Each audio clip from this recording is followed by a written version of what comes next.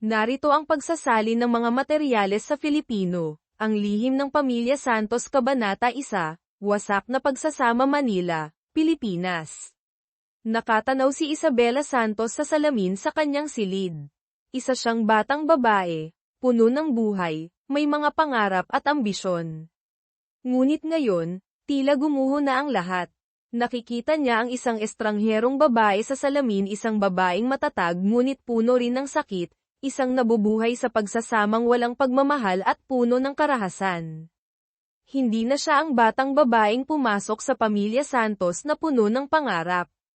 Nang gabing ikinasal siya kay Gabriel Santos, anak ng kilalang pamilya ng mga negosyante, inakala niyang magkakaroon siya ng masayang buhay, isang kinabukasan na puno ng pag-asa. Ngunit sa maikling panahon, napagtanto niyang isa lamang itong balat kayo.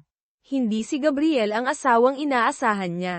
Siya ay malamig, walang pakialam, at kung minsan ay mapang-abuso sa emosyonal.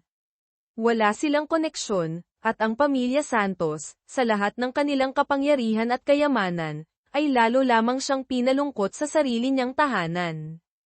Si Gabriel, ang taong minahal niya noon, ay tila itinuturing na lamang siya bilang isang bagay sa pamilya, isang instrumento upang mapanatili ang kanilang reputasyon at kapangyarihan.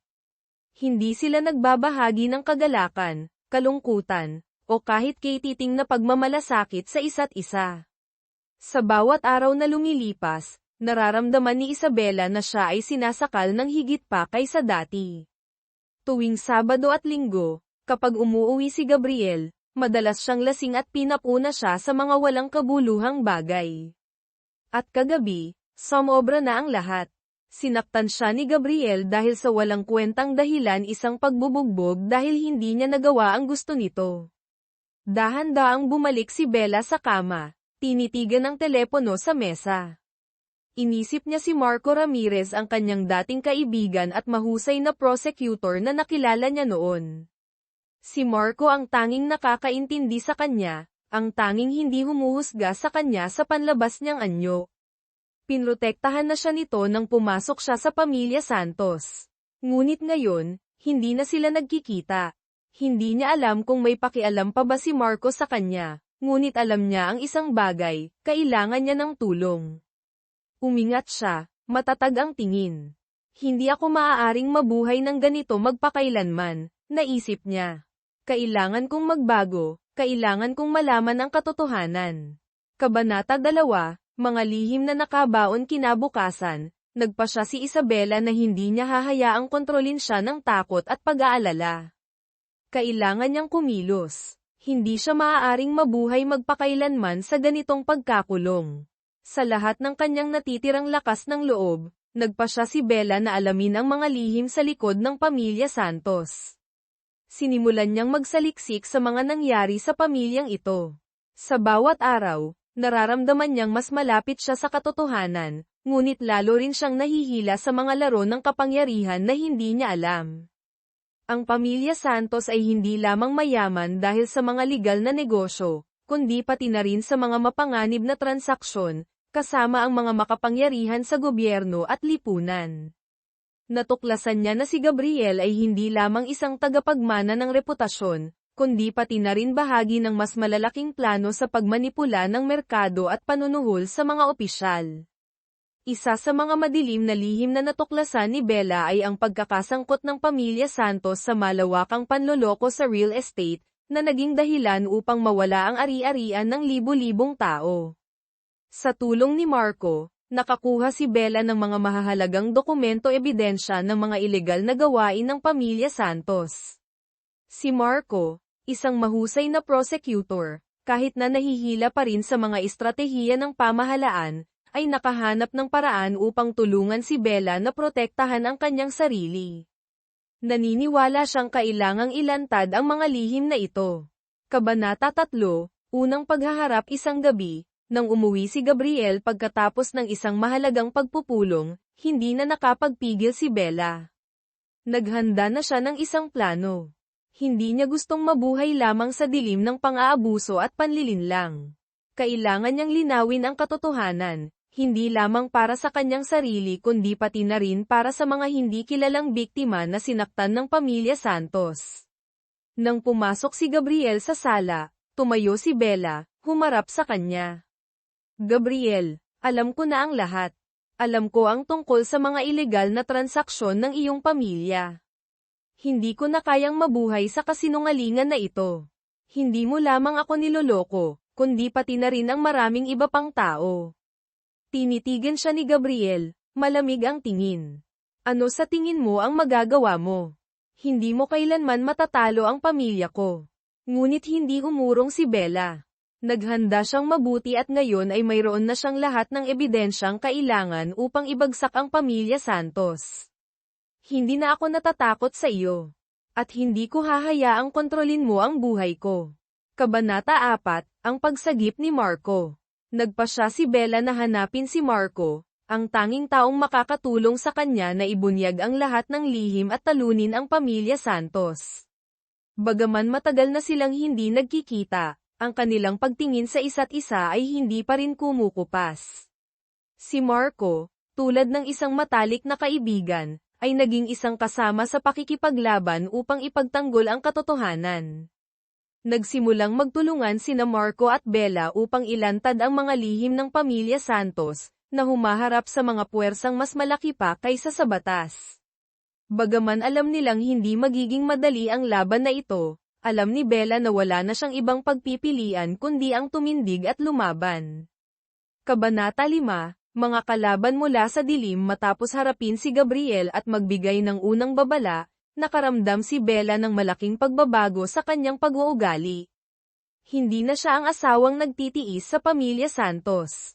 Gayunpaman, nang simulang maramdaman niya ang kaunting kapangyarihan, nagpakita ang mga anino mula sa nakaraan. Hindi naging kasing dali ng inaakala niya ang lahat. Ang pamilya Santos ay hindi basta-basta nagpapatalo. Ang mga pampulitikang pakana, mga lihim na kasunduan sa negosyo, at mga manlolokong nasa likod ng kapangyarihan ni Gabriel ay lalo lamang nagpahirap sa sitwasyon. Isa sa mga kilalang personalidad ay si Carlos de la Cruz, isang makapangyarihang tao sa mundo ng negosyo at matagal ng kaalyado ng pamilya Santos. Si Carlos ay hindi lamang isang malapit na kaibigan ni Gabriel, kundi pati na rin isang taong may kakayahang manipulahin ang mga desisyon ng gobyerno at mga organisasyon ng lipunan. Habang papalapit si Bella sa katotohanan, lalo niyang napagtanto na ang pamilya Santos ay hindi lamang isang mayaman na pamilya, kundi pati na rin mga taong nagmamanipula sa lipunan. Upang protektahan ang kanilang karera at posisyon, hindi sila nag-aatubiling gumamit ng anumang paraan, mula sa panunuhol hanggang sa pang-aapi sa mga walang sala. Isang gabi, habang naghahanda si Bella para sa susunod na pagpupulong kay Marco, nakatanggap siya ng isang hindi inaasahang tawag mula kay Carlos de la Cruz. Malamig ang kanyang boses, walang bakas ng pagkakaibigan. Isabela, sa tingin ko, oras na para maunawaan mong hindi lahat ng ginagawa mo ay maaaring maging tama. Hindi madaling talunin ang pamilya Santos. Dapat mong malaman na may mga bagay na hindi mo mauunawaan. Alam ni Bella na ang tawag na ito ay hindi lamang isang babala. Ito ay isang malinaw na pagbabanta, at si Carlos, ang nasa likod ng maraming pakana ng pamilya Santos, ay nagpapadala ng senyales na hindi magiging madali ang lahat. Kabanata 6, ang paghigpit ng sila sa mga pagbabanta mula kay Carlos, napagtanto ni Bella na hindi lamang niya kinakalaban ang pamilya Santos, kundi pati na rin ang isang malawak na sistema ng korupsyon. Hindi na niya magagawa ang lahat ng basta-basta. Ang bawat desisyon ay maaaring magdulot ng malubhang kahihinatnan. Kinabukasan, muling nagkita sina Bella at Marco sa isang maliit na coffee shop sa labas ng Maynila. Tinitigan niya ang mga mata ng kanyang dating kaibigan, at nakaramdam ng pag-aalala sa mga mata nito. Si Marco ay hindi lamang isang kasama sa paglalakbay na ito, kundi pati na rin bahagi ng mga madilim na lihim na itinatago ng pamilya Santos. Alam niyang hindi madali kay Marco ang kanyang trabaho, ngunit nagpasya siyang tulungan siya dahil sa katarungan at pagmamahal kay Bella. Marco, hindi ko ito kayang gawin ng mag-isa, sabi ni Bella sa matatag na boses. Kung wala ka, hindi ko mahaharap ang pamilya Santos, at tiyak na hindi ko mailalantad ang lahat ng ginawa nila. Tumango si Marco, ngunit may pag-aalala sa kanyang boses. Ngunit Bella, hindi lahat ng bagay ay tulad ng iniisip natin. Ang pamilya Santos ay may matibay na proteksyon mula sa mga tao sa gobyerno. Maaari nila tayong itago anumang oras. Kung gayon, kailangan nating maglaro sa paraan nila, sagot ni Bella. Hindi natin ito gagawin ng mag-isa. Mayroon akong plano, at ikaw ang susuporta sa akin. Sinimulan ni Bella na bumuo ng isang matapang na plano, gamit ang ebidensya na nakalap niya tungkol sa pamilya Santos at isinama ang impormasyon na mayroon si Marco tungkol sa kanilang mga relasyon sa gobyerno. Nagpasya siyang ibagsak ang buong pamilya Santos mula sa loob, na pinapabayaran sa kanila ang mga krimen na itinago nila sa loob ng maraming taon. Kabanata 7, Mapanganib na daan. Habang nagsisimula ng maganap ang plano ni Bella, nararamdaman na niya ang mga pagbabago sa paligid niya. Sinimulan na siyang tingnan ng may pagdududa ng mga miyembro ng pamilya Santos. Si Gabriel, kahit na nagpakita ng pagiging malamig, ay hindi pa rin maiwasang makaramdam ng pag-aalala nang makita niyang hindi na siya nagtitimpi tulad ng dati. Kasama si Marco, lalong lumayo si Bella sa pagkuha ng mga dokumento mula sa mga miyembro ng pamilya at mga kasosyo sa negosyo ng mga Santos. Ginamit niya ang kanyang talino upang makipag-ugnayan sa mga taong maaaring tumulong, habang pinapabilis din ang mga pagsisiyasat. Upang maghanap ng mga hindi mapagkakaila na ebidensya tungkol sa mga lihim na aktibidad ng pamilya Santos. Isa sa mga mahahalagang punto sa plano ni Bella ay nang lapitan niya si Evelyn Santos, ang kapatid ni Gabriel. Si Evelyn ay isang kaakit-akit at madaling masaktan na babae, na laging nabubuhay sa anino ng kanyang kapatid.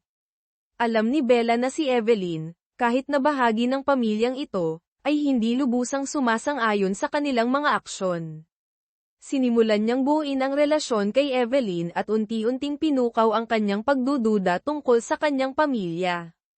Gayunpaman, nang simulang ibunyag ni Evelyn ang mga lihim sa pamilya, hindi inaasahang pinatay siya ng isang lihim na mamamatay tao. Ang pangyayaring ito ay nagdulot ng takot kay Bella at Marco na hindi nila makukumpleto ang plano nang hindi nagbabayad ng mataas na halaga.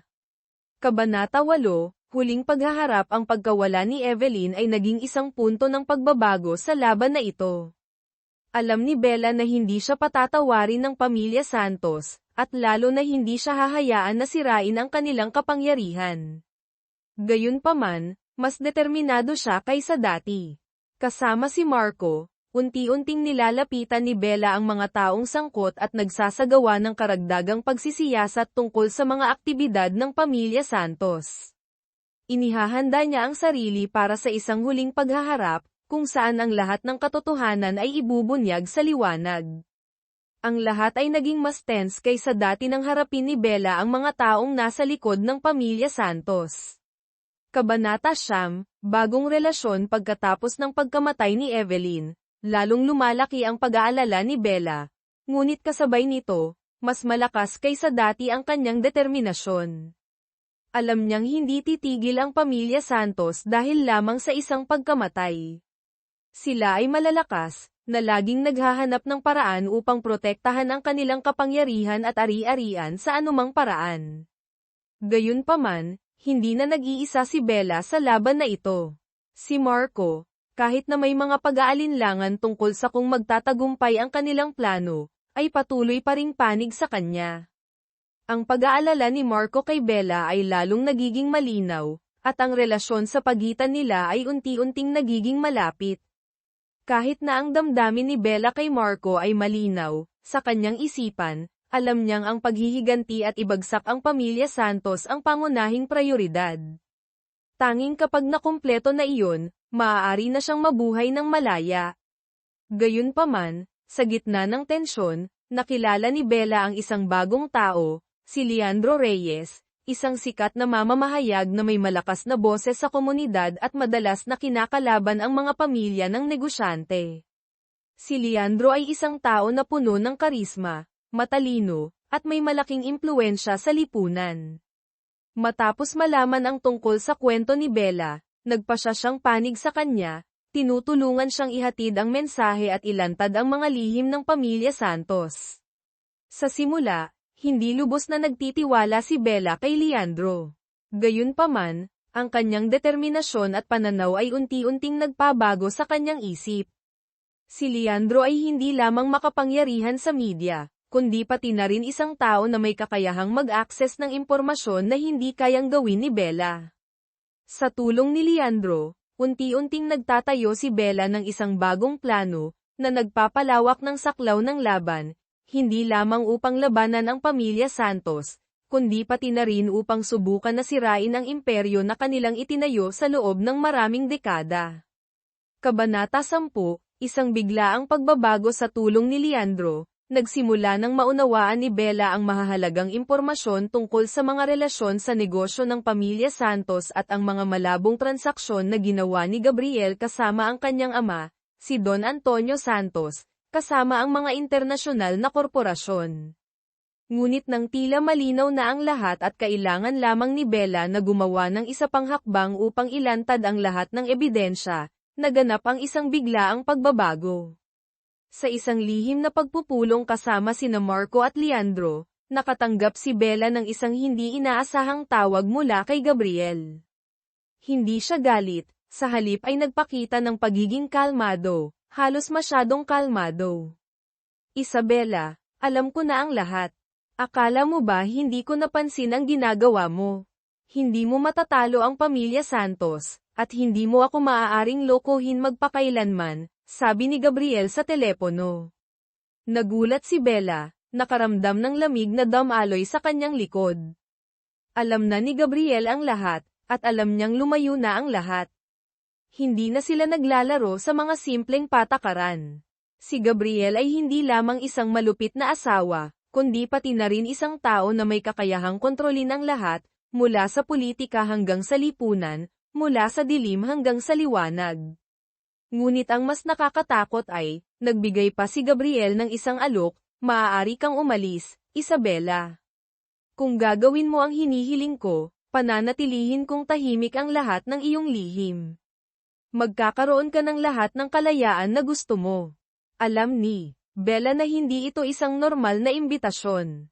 Ito ay isang sapilitang alok, kung saan ang bawat pagpipilian niya ay magdudulot ng malubhang kahihinatnan. Sa isang saglit, pakiramdam ni Bella ay itinutulak siya sa isang sulok, walang paraan upang makatakas. Kabanata 11, ang planong ibagsak sa kabila ng pagbabanta at pagkadismaya, hindi sumuko si Bella. Nauunawaan niyang kung tatanggapin niya ang alok ni Gabriel, hindi niya kailanman mababawi ang kanyang kalayaan. Ang pamilya Santos ay magpakailanman ng kokontrol sa kanyang buhay. At isang bagay ang sigurado, hindi niya kailanman hahayaang mangyari iyon. Lalong tumindi ang paglaban ni Bella nang magpasya siyang ibagsak si Gabriel at ang pamilya Santos mula sa loob. Ngunit sa pagkakataong ito, hindi lamang siya umaasa kina Marco at Leandro. Bumuo siya ng isang lihim na alyansa sa ilang mga kasosyo sa politika at negosyo, mga taong hindi gusto ang pamilya Santos at naghahanap ng pagkakataon upang labanan sila. Sinimulan ni Bella na planuhin ng maingat. Gagamitin niya ang mga lihim ng pamilya Santos upang itulak sila sa isang mahirap na sitwasyon. Ang bawat hakbang niya ay kalkulado ng mabuti, hindi lamang upang protektahan ang kanyang sarili kundi pati na rin upang matiyak na hindi na patuloy na mabubuhay ang pamilya Santos bilang isang imperyo ng kapangyarihan. Isang gabi na puno ng tensyon, si Bella, kasama sina Marco at Leandro, ay naghanda para sa isang malaking hakbang. Hahayaan niya ang publiko at media na malaman ang tungkol sa mga ilegal na aktibidad ng pamilya Santos. Nagpasya si Bella na wala ng anumang pagpapabeya. Kailangan nilang magbayad. Kabanata 12, ang huling paghaharap sa nakahandang plano, sina Bella, Marco, at Leandro ay magkasamang humarap sa malalaking hamon.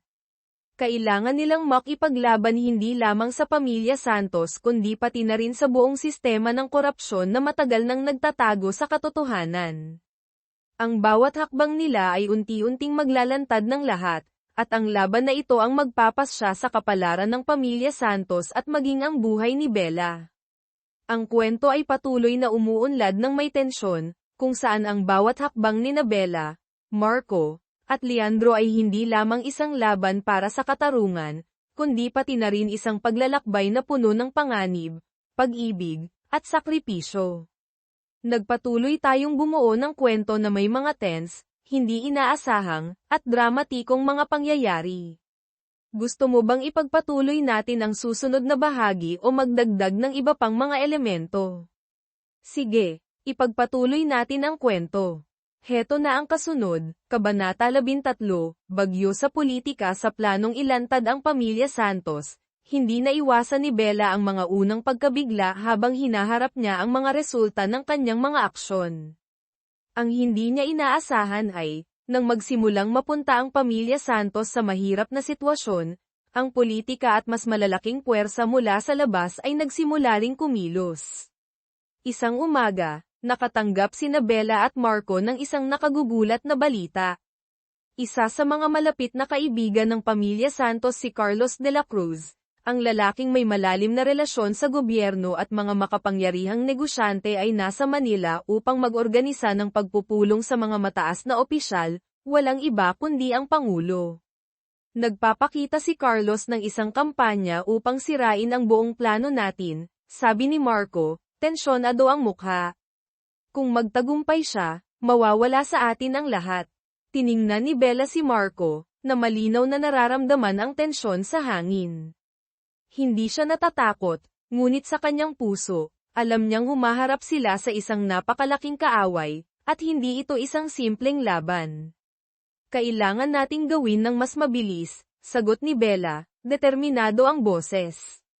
Kailangan nating maghanap ng paraan upang labanan ang puwersang ito kaagad. Tumango si Marco, ngunit sa kanilang harapan ay isang bagyong pampulitika na hindi nila makontrol. Sa pagsali ni Carlos de la Cruz, hindi na lamang problema ng pamilya Santos ang laban. Lumampas na ito sa saklaw ng pamilya, na naging isang labanan sa kapangyarihan na kinasasangkutan ng buong sistema ng politika at ekonomiya ng bansa. Kabanata 14, Madilim na bahagi. Sa liwanag kinabukasan, nakatanggap si Bella ng isang hindi inaasahang tawag mula kay Leandro Reyes. Ipinabatid niya na nagpaplano ang pamilya Santos na lumikha ng isang kampanya sa media upang ibagsak si Bella at itulak ang lahat ng katotohanan tungkol sa kanilang pamilya sa limot. Isang bahagi ng estratehiyang ito ay ang paglikha ng mga atake sa pagkatao ni Bella, na lumikha ng mga maling tsismis tungkol sa kanya at kay Marco. Nagiging mas seryoso na ang lahat, Bella, sabi ni Leandro sa telepono. Magsisimulang magduda sa iyo ang buong bansa, at hindi na ito nasa kamay mo. Napagtanto ni Bella na ang laban na ito ay papunta na sa isang mahalagang punto. Hindi na lamang ginagamit ng pamilya Santos ang pananakot at karahasan upang kontrolin ang lahat, ngunit ginagamit din nila ang kapangyarihan ng media upang wasakin ang lahat ng kanyang itinayo. Ano ang dapat nating gawin susunod? Tanong ni Bella, puno ng determinasyon ang kanyang boses. Kailangan natin ng isang malinaw na hakbang, sagot ni Leandro. Hindi maaaring patuloy na manipulahin ang lahat ng tao sa media. Kailangan mong gawin ni Marco ang isang bagay upang ilantad ang katotohanan sa huling pagkakataon, anuman ang halaga. Kabanata 15, Huling paraan. Sa loob ng mga sumunod na linggo, nagsagawa sina Bella at Marco kasama si Leandro ng mas malalim na pagsisiyasat sa mga transaksyon at maitim na pakana ng pamilya Santos. Nakakolekta sila ng maraming mahahalagang dokumento, kabilang ang mga larawan, video, at lihim na dokumento na maaaring magbunyag ng mga pakana ng pamilya Santos. Sa wakas, nagpasya silang mag-organisa ng isang pampublikong press conference upang ilantad ang lahat ng katotohanan. Ito ang magiging pinakamahalagang hakbang sa laban na ito. Alam ni Bella na maaari itong magdulot ng malaking kaguluhan sa lipunan, ngunit ito rin ang tanging pagkakataon niya upang itulak ang pamilya Santos at ang mga puwersa sa likod nila. Nakatayo si Bella sa silid ng pagpupulong, naghahanda para sa paghaharap na ito. Maliwanag ang mga ilaw sa entablado, ngunit sa kanyang puso, ang lahat ay balot sa dilim ng pag-aalala at determinasyon. Nakatuon sa kanya ang lahat ng tao sa silid, naghihintay ng unang pahayag.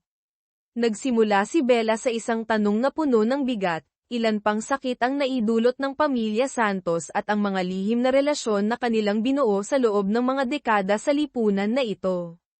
Ipinagpatuloy niya ang pagbubunyag ng mga lihim tungkol sa mga malabong transaksyon, mga kilos ng korupsyon, at mga panloloko na isinagawa ng pamilya Santos.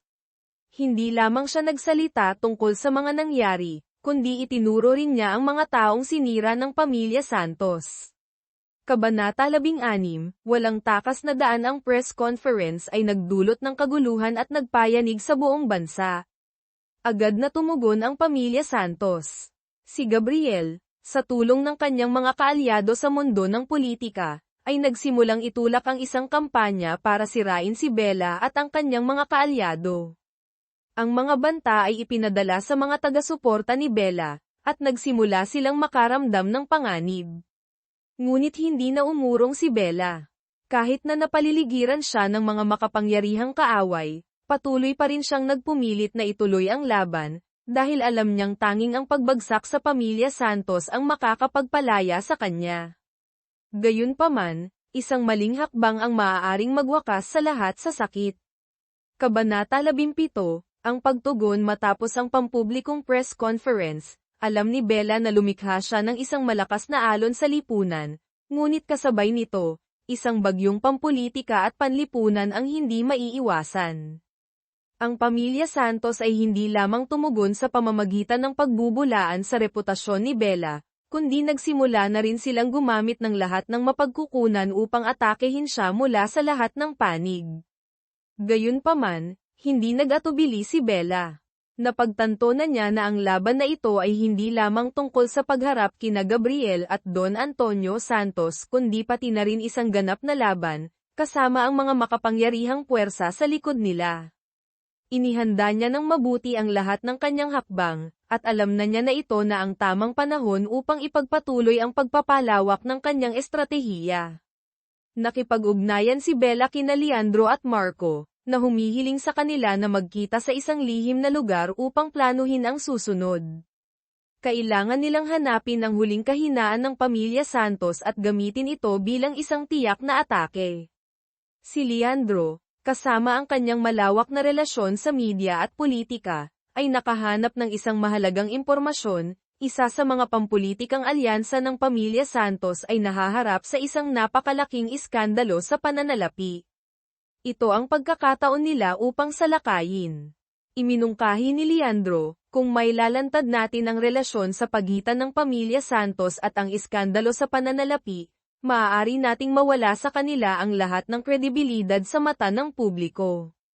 Ito ay magpapahina sa kanilang kapangyarihan kaagad. Pagkatapos mag-isip, tumango si Marco.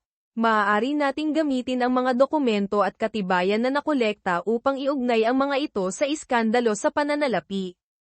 Ang isang malakas na atake sa pamilya Santos ay magdudulot ng pagkawala ng kanilang kontrol. Nagpas siyang isakatuparan ni Bella ang planong ito. Ito ang magiging desisyon, ngunit kung magtatagumpay, babaliktarin nito ang lahat, hindi lamang para sa pamilya Santos kundi pati na rin sa buong sistemang pampulitika na nagpoprotekta sa kanila. Kabanata 18, mapanganib na sitwasyon ng gabing iyon, habang naghahanda sina Bella at Marco para sa kanilang pinakamalaking hakbang, nakatanggap siya ng isang hindi inaasahang tawag. Sa kabilang linya ay si Gabriel Santos. Isabela, sa tingin ko, oras na upang muli tayong mag-usap. Sabi ni Gabriel, malamig ang kanyang boses tulad ng dati. Akala mo ba mananalo ka sa akin? Ginugulo mo ang lahat, at hindi ko hahayaang magpatuloy ito. Naramdaman ni Bella ang hamon sa mga salita ni Gabriel. Alam niyang nararamdaman niyang nanganganib siya at hindi na makontrol ang lahat tulad ng dati. Ngunit hindi na natakot si Bella. Determinado siyang sumagot, Gabriel, hindi na ako natatakot sa iyo. Gagawin ko ang lahat upang ilantad ang pamilya Santos, at walang sino man sa inyo ang makakapigil sa akin. Naging tense ang boses ni Gabriel. Mag-ingat, Isabela. Hindi mo maaaring laruin ang larong ito sa akin. Ang ginagawa mo ay maaaring humantong sa mga kahihinatnan na hindi mo maiisip. Tingnan natin kung sino ang mananalo sa huli, sagot ni Bella, puno ng determinasyon ang kanyang mga mata. Alam niya na ang paghaharap na ito ay walang balik. Kung gusto niyang manalo, kailangan niyang magpatuloy, kahit na humaharap sa hindi inaasahang panganib. Kabanata 11, paghaharap sa dilim. Ang laban sa pagitan ni Bella at ng pamilya Santos ay lalong tumindi.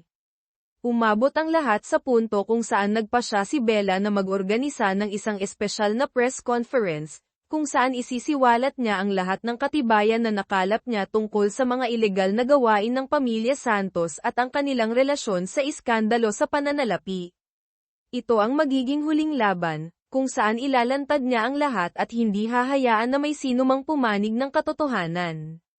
Nang magsimula ang press conference, nakatayo si Bella sa entablado, kaharap ang isang madla ng mga reporter at media, nararamdaman ang excitement sa kanyang dibdib. Pero alam niyang hindi na siya pwedeng umatras. Kailangan niyang gawin ang lahat upang siguraduhin na magbabayad ang pamilya Santos sa kanilang mga krimen. Magandang araw po sa inyong lahat, ako po si Isabela Santos. At ngayon, hindi ko lang pag-uusapan ang aking pamilya. Pag-uusapan ko ang mga lihim na tinago nila sa loob ng maraming taon, ang mga ilegal na transaksyon, ang mga ilegal na gawain na ginawa nila upang mapanatili ang kanilang kapangyarihan at kayamanan. Panimula ni Bella, matatag ang kanyang boses. Ipinagpatuloy niya ang pagpapakita ng mga dokumento, video clip, at larawan na kanyang nakalap, mula sa mga lihim na tawag hanggang sa mga malabong kontrata sa negosyo sa mga organisasyon ng krimen. Bawat katibayan na inilalabas niya ay inilulubog ang pamilya Santos sa putik ng kasalanan. Ang pamilya Santos ay hindi lamang mga taong nagmamanipula sa lipunan. Sila ay mga manloloko, mga taong sumire sa buhay ng libu-libong inosenteng tao. Hindi na ako natatakot sa kanila, at hindi ko sila hahayaang makatakas sa krimen na ito. Nang tapusin ni Bella ang kanyang talumpati, naging tensyonado ang kapaligiran sa press conference. Ang mga reporter, publiko, at mga taong may kapangyarihan sa lipunan ay hindi makapaniwala na ang pamilya Santos ay sangkot sa mga seryosong iskandalo. Nagsimulang kumalat ang mga bulungan at talakayan sa lahat ng dako. Kabanata 20, ang pagbagsak kaagad matapos ang press conference, nagsimula ng magbago ang lahat. Hindi maaaring talikuran ng publiko ang katotohanan, at nagsimula ng harapin ng pamilya Santos ang walang tigil na alon ng kritisismo. Ang mga kasosyo sa negosyo at mga politiko na konektado sa kanila ay nagsimula ng lumayo. Ang mga bagay na sinubukan ng pamilya Santos na itago sa loob ng maraming taon ay naisiwalat. Gayunpaman, ang pagbagsak ng pamilya Santos ay hindi ang katapusan. Alam ni Bella na, bagaman malapit na ang hustisya, kailangan pa rin niyang harapin ang isang huling laban, ang pagharap kay Gabriel at ang mga taong nasa likod niya. Hindi lahat ay hahayaan siya matapos ang mga nangyari. Kabanata 21, bigla ang atake ng tila nasa tamang landas na ang lahat. Nakatanggap si Bella ng isang hindi inaasahang tawag mula kay Leandro. Ang kanyang boses ay medyo nagmamadali at tense, na nagdulot kay Bella na maramdaman na may hindi tama. Bella, kailangan mong mag-ingat. Naghahanda ang pamilya Santos ng isang biglaang atake. Kagaya ko lang natanggap ang impormasyon na nagpaplano si Gabriel na tumugon sa isang malawakang kampanya sa media, at hindi lamang yun, gumagamit pa sila ng mga kriminal na puwersa upang takutin ang mga taong konektado sa iyo, sabi ni Leandro, puno ng pag-aalala ang kanyang boses. Naramdaman ni Bella ang panganib mula sa mga salitang ito. Hindi pwedeng hayaan na lang na dumaan ang lahat ng ganito kadali. Alam niyang hindi basta-basta natatalo ang pamilya Santos. Kahit na nawala na sila ng kredibilidad sa lipunan, ngayon naman gagamitin nila ang lahat ng paraan upang mabawi ang kapangyarihan. Leandro, hindi ako sisuko.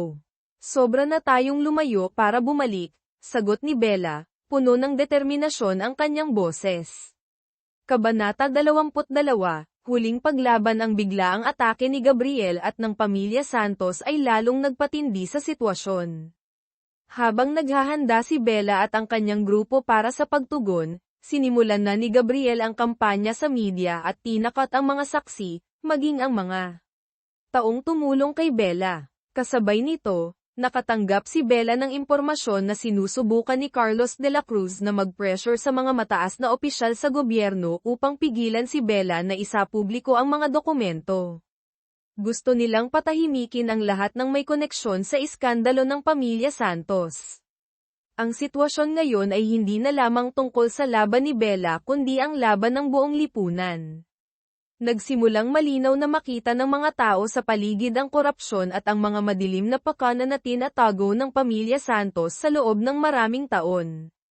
Ngunit ang paglaban ng pamilya Santos ay hindi rin gaanong kalupit. Akala mo ba kaya mo akong talunin? Muling tumawag si Gabriel kay Bella. Sa pagkakataong ito, ang kanyang boses ay puno ng galit at pagbabanta. Hindi sisuko ang pamilya ko. Naglalaro ka ng isang mapanganib na laro, Isabela. Hindi sa iyo ang larong ito, sagot ni Bella, puno ng hamon ang kanyang boses. Hindi mo na makontrol ang lahat. Ilalabas ko ang lahat ng lihim ng pamilya mo. Ang determinasyon ni Bella ay tila umabot na sa tugatog. Nauunawaan niya na hindi na siya maaaring tumigil, hindi na maaaring bumalik. Minsan na niyang sinimulan ang laban na ito, hindi siya titigil hanggat hindi nagbabayad ang pamilya Santos para sa lahat ng kanilang nagawa. Kabanata 23, pakana at halaga. Ang plano ni Bella ay lalong naging masalimuot nang mapagtanto niya na ang mga taong pinagkakatiwalaan niya ay maaaring hindi lubos na panig sa kanya. Isa sa mga miyembro ng grupo ni Bella, isa sa kanyang mga pangunahing kasosyo sa laban na ito ay natuklasang may koneksyon sa isang pakana ng pagtataksil. Sa isang lihim na pagpupulong, si Andres, isang dating kaibigan at isa sa mga tumulong kay Bella na mangolekta ng ebidensya, ay binili ng pamilya Santos. Tumanggap siya ng pera mula sa kanila upang saksakin sa likod si Bella at magbigay ng mahalagang impormasyon tungkol sa kanyang mga plano. Hindi lamang ito nagdulot ng sakit kay Bella, ngunit kinailangan rin niyang harapin ang isang mapanganib na sitwasyon. Paano mo nagawa yun? Ikaw ang taong pinagkatiwalaan ko, sabi ni Bella, puno ng pagkadismaya ang kanyang boses nang harapin si Andres. Pasensya na, Isabela, sabi ni Andres, puno ng pagsisisi ang kanyang mukha. Masyadong makapangyarihan ang pamilya Santos. Wala akong ibang magagawa, pero hindi ako maaaring bumalik, hindi na kita kayang saktan pa. Kahit na nagtaksil si Andres, alam ni Bella na ito ay bahagi ng laban. Hindi niya hahayaan ang pagtataksil na pigilan siya. Bumalik siya sa kanyang plano, naghahanda na pumasok sa isang huling paghaharap sa pamilya Santos. Kabanata 24, gabi ng Pasya. Nakahanda na ang lahat para sa huling paghaharap. Sina Bella, Marco, Leandro, at ang mga kaalyado ay nag-organisa ng isang tiyak na pag-atake sa pamilya Santos. Sa pagkakataong ito, hindi lamang nila gagawing malinaw ang mga krimen ng pamilya Santos kundi ipapasok din sila sa bilangguan. Nang gabing iyon, isang live na press conference ang ginanap. Ito ang huling pagkakataon para kay Bella na ilantad ang lahat at ilabas ang pamilya Santos sa liwanag. Nagpasya siyang hindi lamang harapin si Gabriel kundi maging kay Don Antonio Santos ang taong nasa likod ng lahat ng madilim na pakana. Tumindi ang tensyon nang umakyat si Bella sa entablado, kung saan naghihintay ang libu-libong tao at reporter. Naghanda siya ng isang kumpletong dokumento, kasama ang lahat ng katibayan at video na kailangan upang ilantad ang katotohanan. Marami na kayong narinig tungkol sa pamilya Santos, tungkol sa mga bagay na gusto nilang paniwalaan ninyo. Pero ngayon, sasabihin ko ang totoo tungkol sa kanila, panimula ni Bella. Tiyak ang kanyang boses, walang bakas ng takot. Nang ipresenta niya ang mga video at dokumento tungkol sa mga lihim na gawain ng pamilya Santos, ang lahat ng lihim ay naibunyag. Hindi mapabulaanan ni Gabriel at Don Antonio ang mga krimen na ginawa ng kanilang pamilya sa loob ng maraming taon. Kabanata 25, Bagong buhay. Pagkatapos ng press conference, hindi nakatakas ang pamilya Santos sa kaparusahan. Nakialam ang mga awtoridad, at nagsimula ring umurong ang mga kaalyado sa mundo ng politika. Arestado sina Gabriel at Don Antonio, at kinumpiska ang mga ari-arian ng kanilang pamilya. Wala ng kapangyarihan, wala ng reputasyon, bumagsak ang pamilya Santos. Sa tulong nina Marco at Leandro, hindi lamang nakamit ni Bella ang kanyang kalayaan kundi tinulungan din ang mga biktima ng pamilya Santos. Naging simbolo siya ng katatagan, isang patunay na ang isang tao ay maaaring ipaglaban ang hustisya at baguhin ang kanyang kapalaran. Sa wakas, hindi na kailangan ni Bella na mabuhay sa dilim ng pamilya Santos. Nagsimula siya ng isang bagong buhay, kung saan kaya niyang muling makuha ang kanyang kalayaan at mabuhay ng naaayon sa mga halaga na palagi niyang pinaniniwalaan. Kabanata 26, Ang mga multo ng nakaraan. Bagaman naibagsak na ang pamilya Santos, hindi maiwasan ni Bella ang mga multo ng nakaraan na humahabol sa kanya. Kahit na napanalunan niya ang laban sa pamilya Santos, ang mga pinsala sa nakaraan ay patuloy pa ring nagpapahirap sa kanya araw-araw. Sa bawat pagkakataon na tumitingin siya sa salamin, nararamdaman ni Bella ang kalungkutan at sakit na pinagdaanan niya. Ang mga taon na nabuhay sa ilalim ng pang-aapi at pang-aabuso ay nagpatatag sa kanya, ngunit kasabay nito, naging sanhi rin ng pagdurusa sa kanyang puso.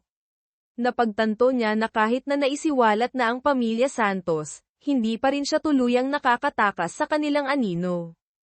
Isang araw, habang nililinis ni Bella ang mga lumang dokumento sa kanyang opisina, nagkataong nakita niya ang isang liham na itinago sa kanya ng pamilya Santos sa loob ng maraming taon. Ito ay isang liham mula kay Don Antonio Santos, ama ni Gabriel, isa sa mga pinakamaimpluwensyang tao sa pamilya. Ang liham na ito ay naglalaman ng mga salitang puno ng kapangyarihan, na humihiling kay Bella na magpasalamat dahil sumali siya sa pamilya Santos at tanggapin ang isang buhay na puno ng kapangyarihan at ambisyon.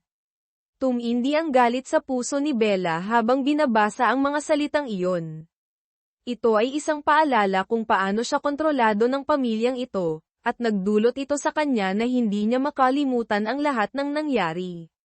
Itinapon niya ang liham sa apoy, na pinapanood itong unti-unting masunog. Ngunit sa kanyang puso, alam ni Bella na ang kanyang nakaraan ay palaging magiging bahagi ng kanyang pagkatao, at upang tunay na lumaya, kailangan niyang harapin ang mga sakit na iyon. Kabanata 27, Isang di inaasahang pagkikita. Habang sinusubukan ni Bella na humanap ng paraan upang sumulong, isang araw, nakatanggap siya ng isang tawag mula kay Marco.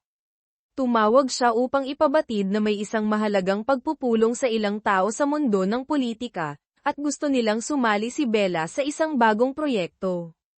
Ang proyektong ito ay may kaugnayan sa pagtulong sa mga biktima ng iba pang mga pamilya ng negosyante, na kinailangan ding pagdaanan ang mga pakana na tulad ng pamilya Santos. Bagaman nakapagtiis na si Bella ng labis, alam niya na ito na ang pagkakataon upang tumulong sa iba at hindi hayaan ang mga pamilya ng negosyante na patuloy na manipulahin ang buhay ng mga inosenteng tao.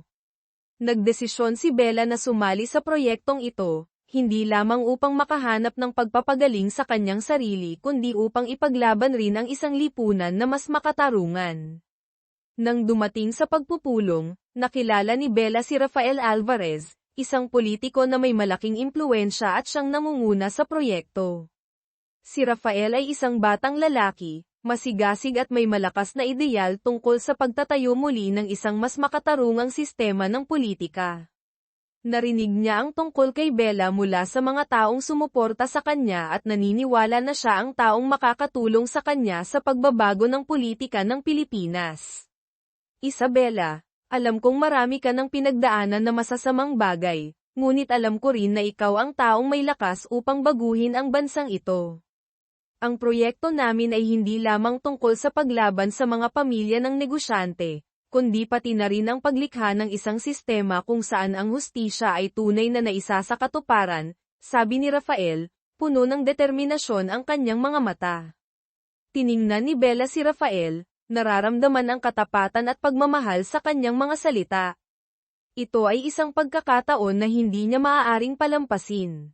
Nagpasya siyang sumali sa proyektong ito, hindi lamang upang harapin ang nakaraan kundi upang lumikha rin ng isang mas magandang kinabukasan para sa susunod na henerasyon. Kabanata 28, hindi pa tapos ang laban sa bagong proyekto, sinimula ni Bella ang isang ganap na kakaibang paglalakbay, puno ng hamon ngunit puno rin ng pag-asa. Nakipagtulungan siya kay Rafael at sa iba pang mga kasosyo upang bumuo ng isang organisasyon laban sa korupsyon at mga pamilya ng negosyante, na tumutulong sa mga mahihirap na mamamayan at inaapi sa lipunan. Bawat hakbang ay isang laban hindi lamang para sa hustisya kundi pati na rin sa muling pagkabuhay ng kanyang sarili. Gayunpaman, kahit na bumagsak na ang pamilya Santos, hindi lahat ng mga pamilya ng negosyante ay sumuko. Ang mga lihim na puwersa sa lipunan ay patuloy na naghahanap ng paraan upang protektahan ang kanilang kapangyarihan. At napagtanto ni Bella na ang laban na ito ay hindi kailanman natatapos, binabago lamang nito ang anyo. Hindi mo maaaring baguhin ang mundong ito sa isang proyekto lang, Isabela. Ang mga taong tulad namin ay palaging maghahanap ng paraan upang mapanatili ang kapangyarihan. Isang lalaki sa gobyerno ang nagsabi kay Bella sa isang lihim na pagpupulong. Ang lalaking ito, bagaman hindi nagpahayag ng kanyang pangalan, ay isa sa mga kahangahangang kalaban na kailangan harapin ni Bella sa mga susunod na panahon.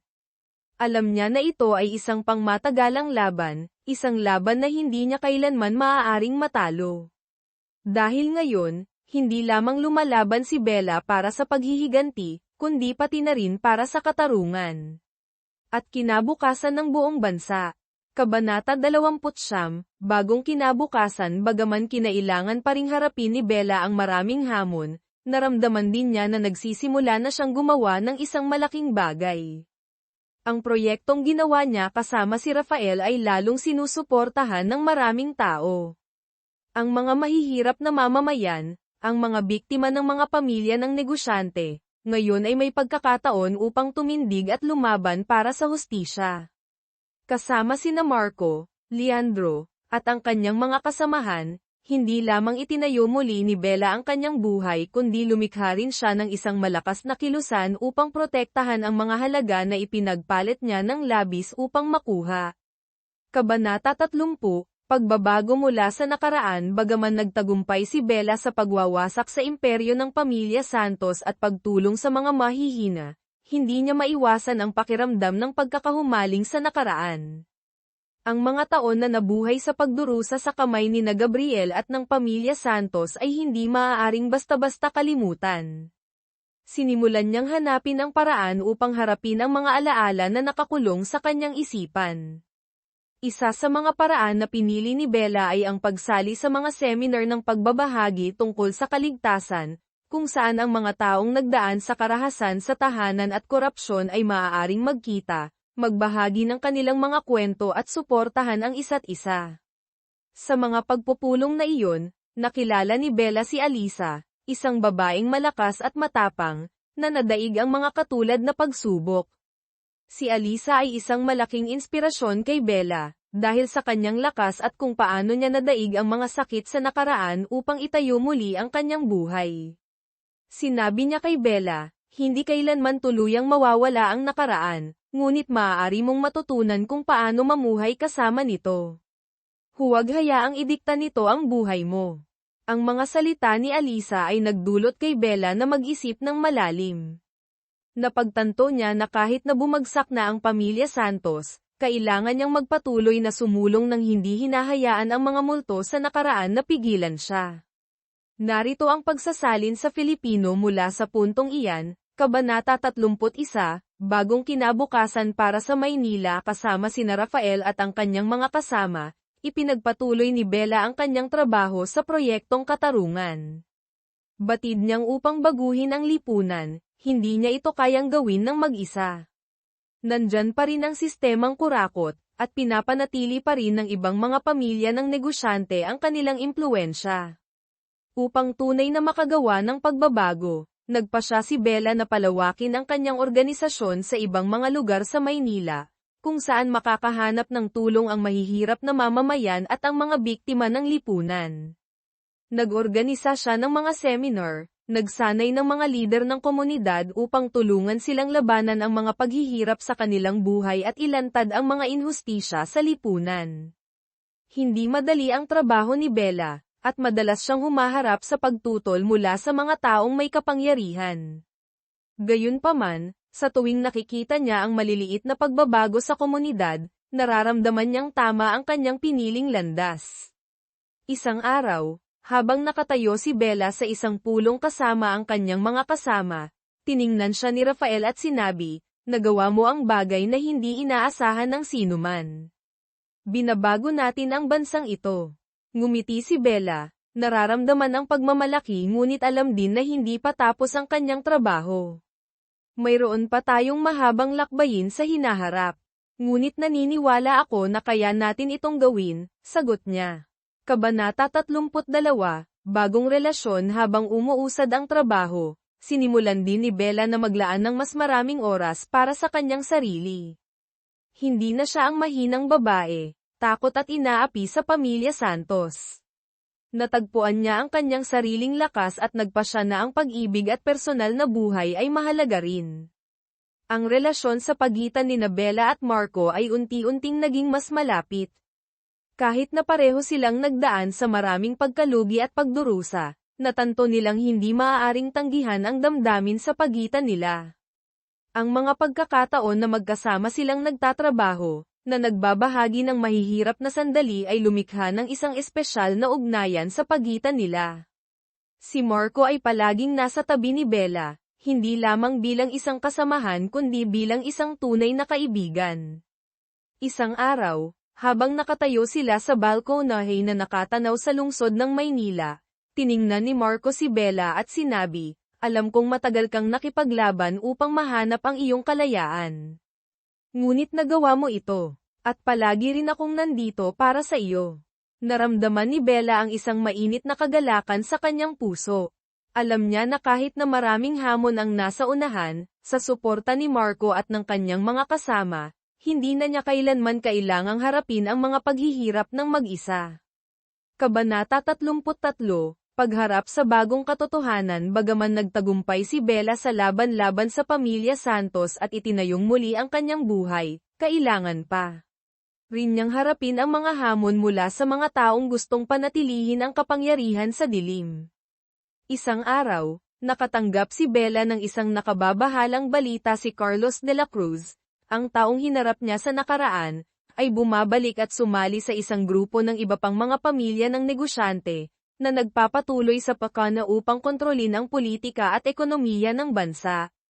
Bella, hindi natin maaaring hayaan ang mga taong tulad ni Carlos na patuloy na gumawa ng gulo, sabi ni Marco, puno ng pag-aalala ang kanyang boses nang marinig ang balita mula sa mga tao sa organisasyon.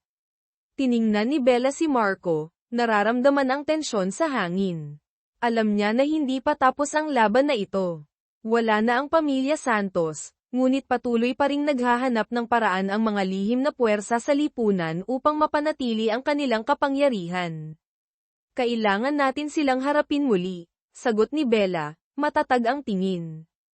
Hindi kailanman mura ang halaga ng kalayaan, at hindi ko sila hahayaang manalo. Kabanata 34, Laban sa loob. Bagaman nagtagumpay si Bella sa pagbubunyag ng pamilya Santos at pagtatayo muli ng isang pundasyon ng hustisya, hindi siya maaaring maging kampante. Si Carlos de la Cruz at ang iba pang mga pamilya ng negosyante ay tahimik pa ring naghahanap ng paraan upang bumalik, na nagmamanipula at nagkokontrol sa mga puwersa sa lipunan. Kahit na marami na siyang nagawa, napagtanto ngayon ni Bella na ang laban na ito ay hindi lamang tungkol sa pagpapabagsak ng isang pamilya, kundi isang pangmatagalang laban upang baguhin ang sistema. Isang hapon, habang nagtatrabaho si Bella sa opisina, tinawagan siya ni Marco at nagpabatid ng isang nakakabahala balita. "Bella, Tatanggap ko lang ng impormasyon mula sa isang mapagkakatiwalaang source na bumubuo si Carlos ng isang bagong alyansa kasama ang mga pangunahing tao sa mundo ng politika at ekonomiya. Nagpaplano silang ibagsak ang lahat ng ating itinayo. Binalot ng pag-aalala si Bella, ngunit hindi niya pinayagan ang sarili na bumigay. Tiningnan niya si Marco, matatag ang kanyang mga mata, kailangan natin silang harapin muli, Marco. Hindi natin sila maaaring hayaang bawiin ang lahat. Kasama ang kanyang mga kasamahan, sinimulan ni Bella na muling buuin ang kanyang plano, sa pagkakataong ito hindi lamang upang protektahan ang kanyang nakamit kundi upang ipaglaban rin ang pagpapanatili ng pagbabago sa lipunan.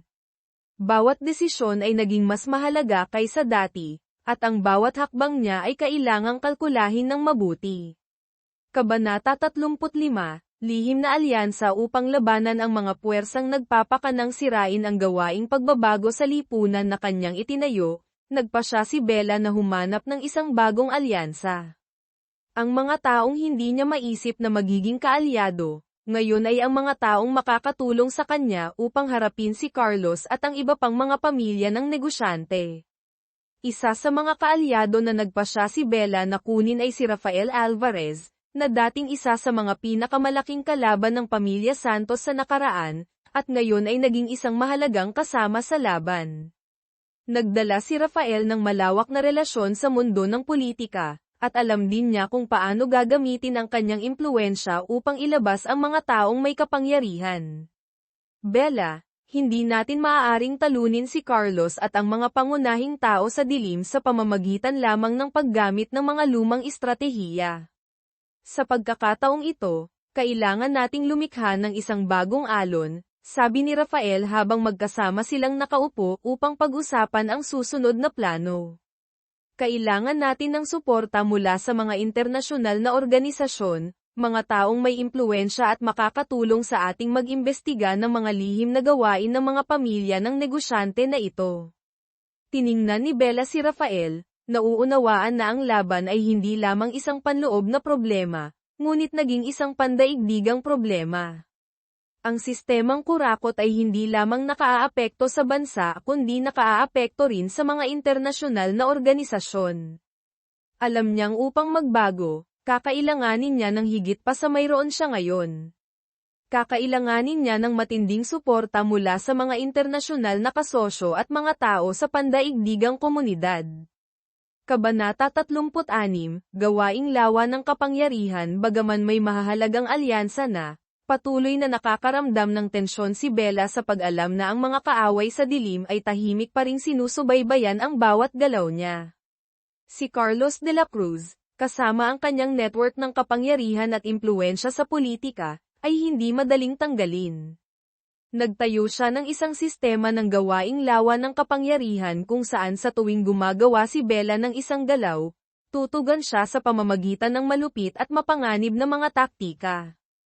Isang umaga, nakatanggap si Bella ng isang balita na nagdulot sa kanya ng pagkabahala. Sinimulan ni Carlos ang isang bagong kampanya ng paninirang puri, na nakatuon sa pagpapababa ng kredibilidad ni Bella sa komunidad. Nagsimulang kumalat ang mga tsismis sa mga paraan ng media, na nagpapahiwatig na si Bella ay isang tagapagmana ng isa pang imperyo ng negosyante, na hindi siya malinis at ginagawa lamang niya ang lahat para sa personal niyang kapakanan. Agad siyang tinawagan ni Marco. Bella, hindi natin maaaring hayaan ang mga tsismis na ito na makaapekto sa ating estratehiya. Kung hindi tayo kikilos kaagad, mawawala sa atin ang lahat. Ngunit hindi nataranta si Bella. Nagtiis na siya ng mga tsismis at paninirang puri sa nakaraan. Gagamitin natin mismo ang impormasyon na sinusubukan ni Carlos na suran ako upang ilantad siya. Hindi natin hahayaang itulak tayo sa isang patay na sulok.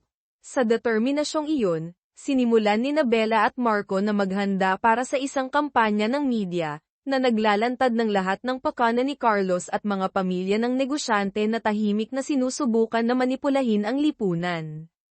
Ito ay magiging laban hindi lamang sa legal na aspeto kundi pati na rin sa harapan ng opinyon ng publiko.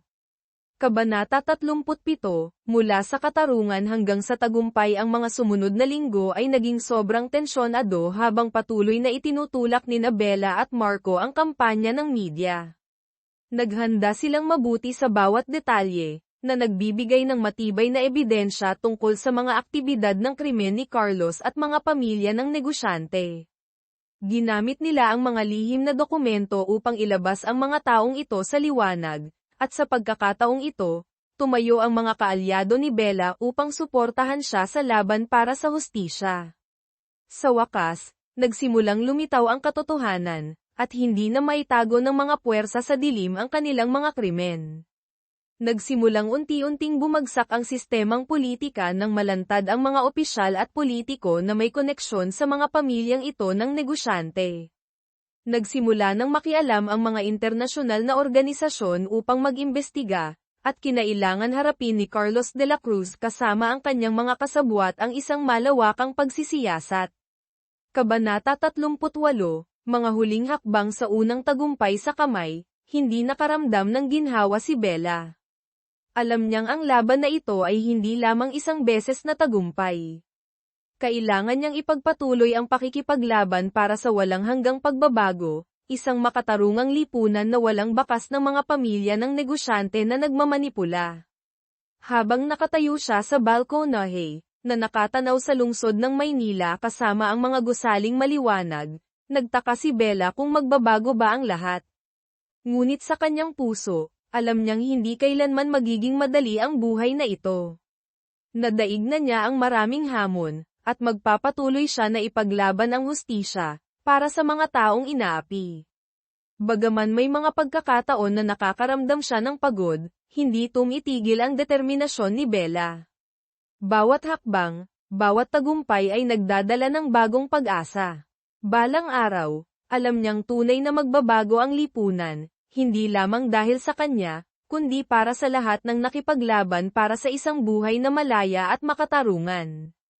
Kabanata 39, Bagong Buhay at Mga Patibong. Bagaman nailabas na ang pamilya Santos sa liwanag at ang ilang taksil sa gobyerno ay naalis na, hindi nagiging madali ang buhay ni Bella. Alam niyang hindi sisuko ang mga taong tulad ni Carlos de la Cruz, at patuloy na naghahanap ng paraan ang mga lihim na puwersa sa lipunan upang mapanatili ang kanilang kontrol. Ngayon, sa papel ng isang lider sa kilusan ng hustisya, kinailangan na naman harapin ni Bella ang mga kontradiksyon sa loob ng mga organisasyon na kanyang pinamumunuan. Ang mga desisyon na ginagawa niya ay hindi lamang nakaaapekto sa kanyang sarili kundi nakaaapekto rin sa libu-libong tao na sinusubukan niyang tulungan.